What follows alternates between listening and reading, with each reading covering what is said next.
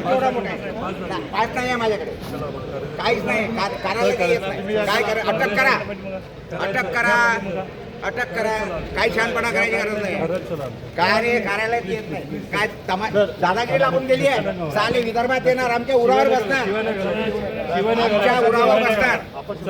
तुम्ही उरावर बसणार विदर्भवाल्यांच्या, आमचे कामं करणार नाही. 7 दिवसाचा काय तमाशा करायला इथं आले आहेत? प्लीज सर, काही नाही, प्लीज सर. काही येत नाही. मी भेटणार. चाल थोडा, जे करायचं ते करा. पोलिसांना बोला. तमाशे लावून बसले आहेत सर्व. लोकांच्या विदर्भाच्या लोकांच्या सहनशीलतेचा आता उद्रेक झालेला आहे. समजलं का? आणि अशा पद्धतीने ते चालू देणार नाही आहे. तुम्हाला गेल्या वर्षी सांगितल्यानंतर याच्यात सुधारणा नाही आहे. मागच्या वेळेला 10 दिवसाचं अधिवेशन केलं, ते आता 7 दिवसावर आणलं. पुढच्या वेळेला काय 2 दिवसावर आणणार आहे का? तमाशे करून ठेवलेले आहेत. काय पडले हे करू नका. काय पडायची गरज नाही. पळून नाही जात कुठे. तेवढं सांगा.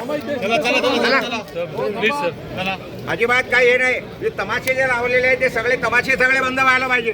पुढच्या वेळेला जर अधिवेशन 7 दिवसाचं केलं ना, अजिबात होऊ देणार नाही आम्ही. महिनाभराच्या खाली अधिवेशन झालं नाही पाहिजे विदर्भामध्ये. बिलकुल झालाच. अरे आम्हालाच करायचं आहे. आम्हाला या नालायक लोकांसोबत राहायचंच नाहीये.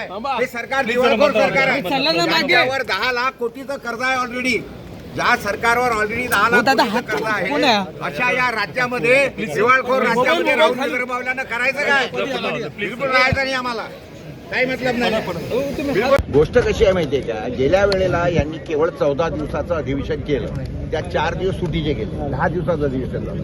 आणि त्याच्यावरून नाराज होऊनच मी विधान भवनाच्या गॅलरीत जाऊन याचा निषेध व्यक्त केला. त्याच्यावरून धडा घेऊन सरकारने खरं म्हटलं म्हणजे कमीत कमी 2 आठवड्याचं 3 आठवड्याचं अधिवेशन घ्यायला पाहिजे.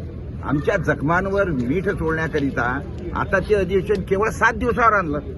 म्हणजे हे आमची थट्टा लावली आहे विदर्भातल्या लोकांची. त्याच्यामुळे या सगळ्या गोष्टींचा निषेध करण्यासाठी म्हणून मी आधी कृती केली आहे.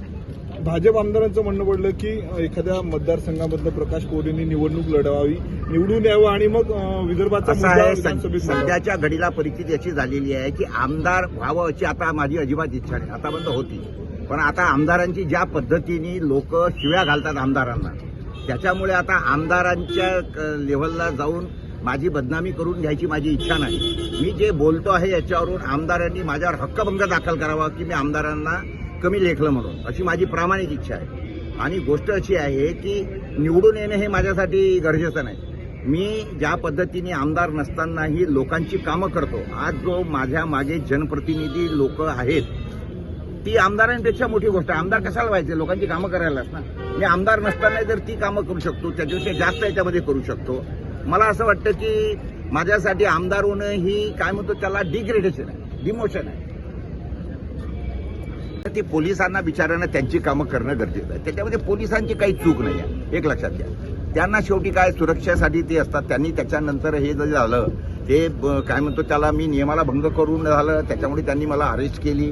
अरेस्ट केल्यानंतर त्यांनी माझं स्टेटमेंट घेतलं आणि ते स्टेटमेंट घेतल्यानंतर मी ते का केलं वगैरे सगळं विचारलं, माझ्या मागण्या काय आहेत वगैरे त्यांनी विचारलं आणि त्या सगळ्या संदर्भामध्ये हे झालं. आणि मी त्यांच्यासमोर सांगितलं की माझ्या किमान ह्याच अशा महत्त्वाच्या मागण्या आहेत आणि त्याच्याकरिता म्हणून मी हे सगळं केलेलं आहे असं मी त्यांना सांगितलं. की मी काय मागण्या केल्यात मी तुम्हाला मुद्दाम सांगतो. तिथे मी त्यांना हे सांगितलं की या अधिवेशनामध्ये केवळ विदर्भाच्या प्रश्नांना प्राधान्य देण्यात यावं, आलं लक्षात. आणि त्याच्यानंतर अतिवृष्ट शेतकऱ्यांना तातडीने मदत देण्यात यावी. आत्महत्या केलेल्या शेतकऱ्यांच्या कुटुंबियांना 1 लाख रुपयाची जी मदत दिली जाते ती वाढवून 10 लाख रुपयेपर्यंत करावी. आणि विदर्भाला तातडीने स्वतंत्र राज्यात दर्जा देण्याकरिता केंद्राकडे प्रस्ताव पाठवावा. अशा पद्धतीच्या मागण्या मी या सगळ्या संदर्भामध्ये केलेल्या आहेत. आणि त्याचबरोबर अधिवेशन हे पूर्वीप्रमाणे 2 महिन्याचं करावं अशी मी 5 मागण्या केलेल्या आहेत. ठीक आहे. ओके. थँक्यू.